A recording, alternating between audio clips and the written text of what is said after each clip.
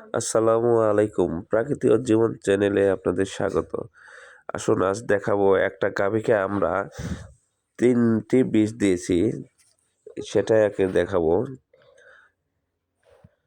এই যে দেখেন, এই গাভীটা বেশ কিছুদিন হয় আমরা এটা ক্রয় করে নিয়ে আসছি বাছুর সহ। এই গাভীটা এখানে আসার পরে আমাদের হিটে আসে, ডাক্তারকে ফোন দেওয়া হয়। সাধারণত হিট আজ নিয়ে 4 দিন হয় হিটে আসছে গাভীটা। 4 দিন হিটে থাকা এটাই আমার প্রথম দেখা। এই গাভীর এই বাছুরটা হলো, এই যে এই বাছুরটা, এতে এসিআইয়ের 36 নম্বর বুল্ট বাছুর। এই বাছুরটাও ভালো পার্সেন্টের বাছুর, যদিও বাছুরের একটু স্বাস্থ্য ঘাটতি। বাছুরের স্বাস্থ্য ঘাটতি হওয়ার কারণ হলো বাছুরের পাতলা পায়খানা থেকে তার স্বাস্থ্যটা একটু, আশা করি দ্রুত সে সুস্থ হয়ে উঠবে।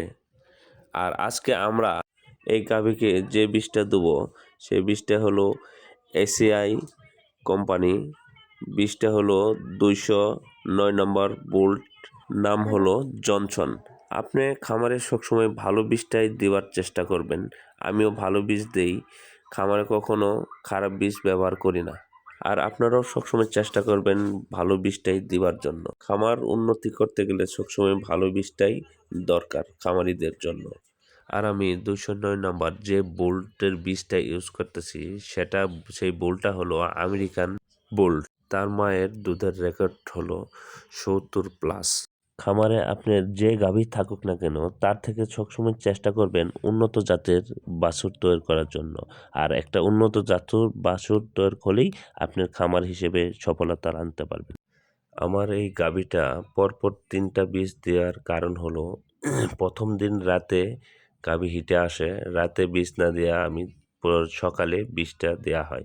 সকালে বীজ দেওয়ার পরে সারাদিন ভালো যায়, কিন্তু তারপরের দিন সকালে আবার তার হিটে আসা আমি অনুভব করি। তার জন্য ডাক্তারকে ফোন দিয়ে আবার সেই বিকালে 2য় নাম্বার বীজটা আমরা দিয়ে দিই। 3য় দিন সকালে তাকে 3য় নাম্বার বীজটা দেয়া হয়। আর 3টা বীজে আমরা গাভীকে ভালো জাতের, ভালো মানের, ভালো বোল্টের বীজ ব্যবহার করে থাকি। বীজ ব্যবহার করার পর আমি সাধারণত গরুকে এই সিরাপটা খাওয়াই থাকি। এটা হলো শিওরাই। এটা অন্য কোম্পানির এক এক নাম হয়, যেমন পাকায় আছে। আমি সাধারণত শিওরাইটাই গরুকে খাওয়াই থাকি।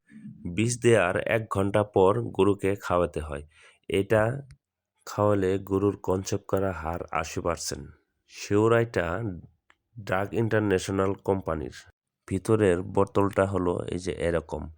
এটা সাধারণত আমি এক গরুকে খাওয়াবো এই বোতলে করে।